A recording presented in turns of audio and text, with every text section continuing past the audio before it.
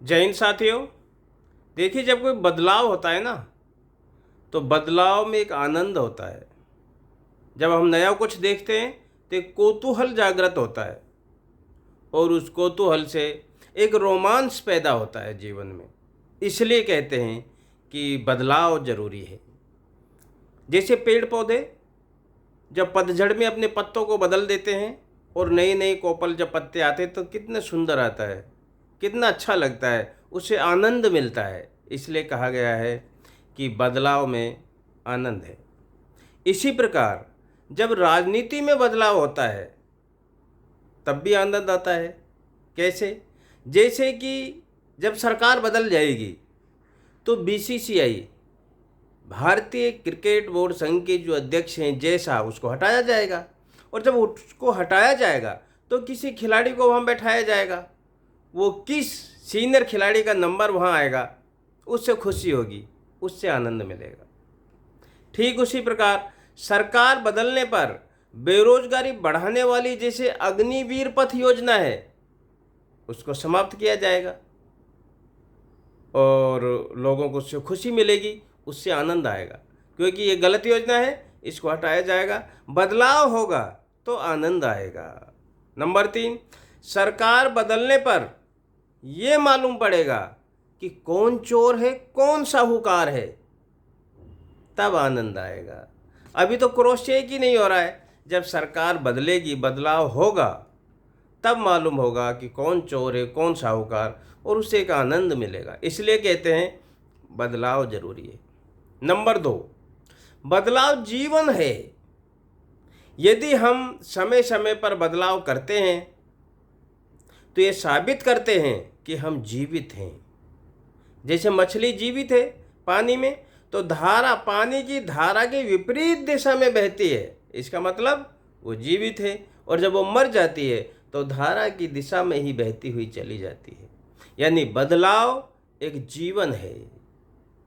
और इसी प्रकार यदि राजनीति में बदलाव होगा तो देखिए वो कैसे हमारे जीवन को इफेक्ट करेगा।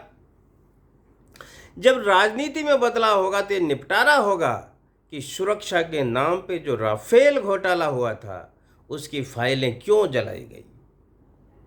नंबर 2, कोरोना महामारी के समय हमें गलत वैक्सीन का डोज क्यों दिया गया।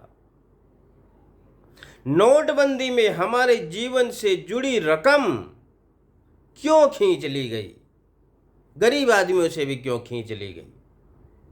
Diesel, petrol, gas, cooking gas जो हमारे जीवन से रिलेटेड हैं, ये क्यों इतना महंगा हो गया कि हमारा जीवन अफेक्टेड हो रहा है।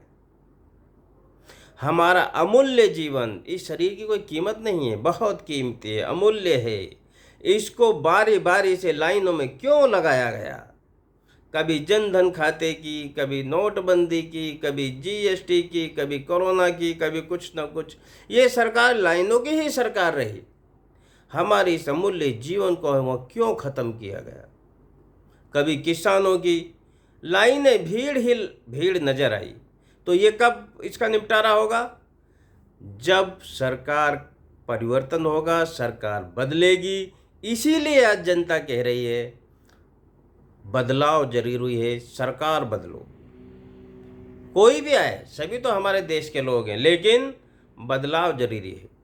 हर किसी वस्तु पर महंगाई बढ़ने का कारण क्या है जो हमारे जीवन को अफेक्टेड कर रही है, उसका मालूम तभी पड़ेगा जब सरकार बदलेगी। इसलिए कहा गया है कि बदलाव जीवन है। नंबर 3, बदलाव परिवर्तन सृष्टि का नियम है। पृथ्वी हर क्षण अपनी धुरी पे अपनी पोजीशन चेंज कर रही है। सूर्य पूर्व से पश्चिम तक अपनी परिस्थिति चेंज कर रहा है।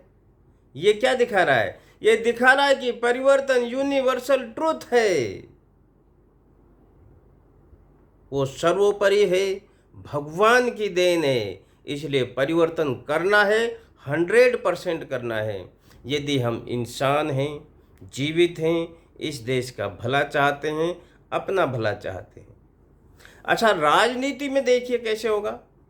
यूनिवर्सल ट्रूथ, राजनीति में सरकार बदलेगी तो मालूम होगा कि बीजेपी के हर स्टेट, हर डिस्ट्रिक्ट में 5 स्टार जो कार्यालय खुल गए हैं, वो पैसा कहाँ से आया, उनकी क्या ज़रूरत थी प्रजातंत्र में। जब जनता ही अपना परिवार होती है तो फिर अलग से कार्यालय की क्या ज़रूरत हुआ। जब सरकारी आवास आपको बनाए हुए हैं सरकार ने, तो ये अलग से इमारत क्यों बन रही है, ये जनता का पैसा क्यों लगाया जा रहा है। ये कब मालूम होगा, जब हम समझेंगे कि यूनिवर्सल ट्रुथ क्या है, सच्चाई क्या है।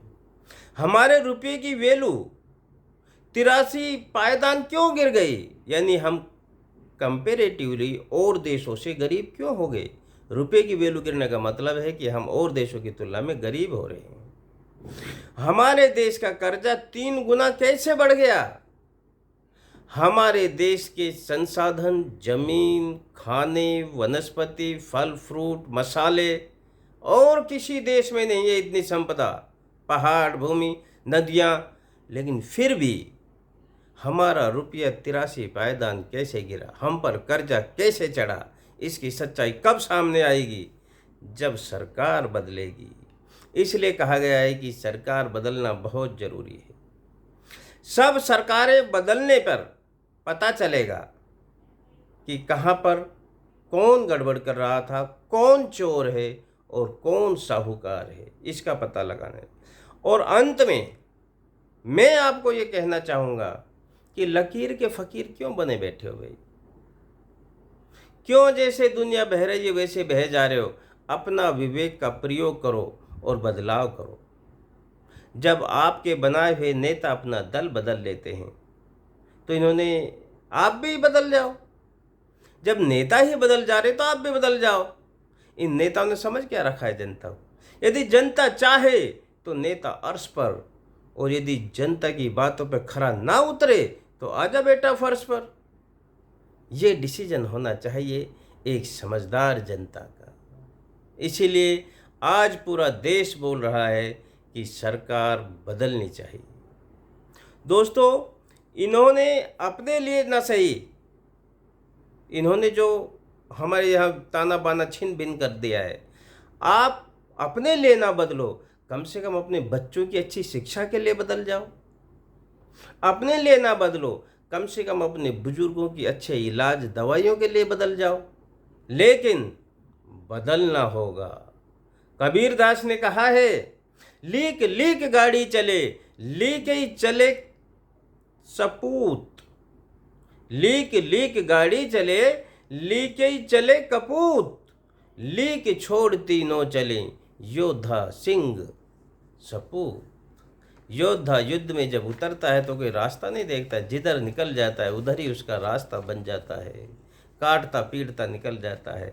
और जो शेर होता है जंगल में, वो कभी रास्ते से नहीं चलता। उसी प्रकार जो सपूत होता है वो अपने विवेक का प्रयोग करता है और देखता है मेरा परिवार किधर जा रहा है, लेकिन सच्चा रास्ता क्या है, मुझे किधर जाना है, वो भी अपना रास्ता अलग बनाता है। इसलिए दोस्तों, आज देश की ये पुकार है कि सरकार में बदलाव होना चाहिए। ये जीवन बार बार नहीं मिलता दोस्तों, बहुत अमूल्य जीवन है। इसकी सार्थक को समझिए और संसार में हमारा देश नंबर 1 बने, क्योंकि हमें कोई कमी नहीं है। इंटेलिजेंसी में, हमारी धन संपदा में, हमारी कैपेबिलिटी, हमारी पॉपुलेशन में हम सबसे अव्वल हैं। तो हम नंबर 1 बनेंगे यदि थोड़ा सा हम ये सोच लेंगे जो हमारे ऊपर मालिक आके बैठ जाते हैं उनको हम बदल दें। आज इतना ही। जय हिंद। यदि आपको हमारे विचार अच्छे लगे तो हमारे यूट्यूब चैनल है रीडिस्कवर भारत। पुराने भारत की खोज, हमारी मान्यताओं को कैसे हम प्राप्त करेंगे, हमारा यूट्यूब चैनल को आप सब्सक्राइब कर सकते हैं, रीडिस्कवर भारत। आज इतना ही। Thank you.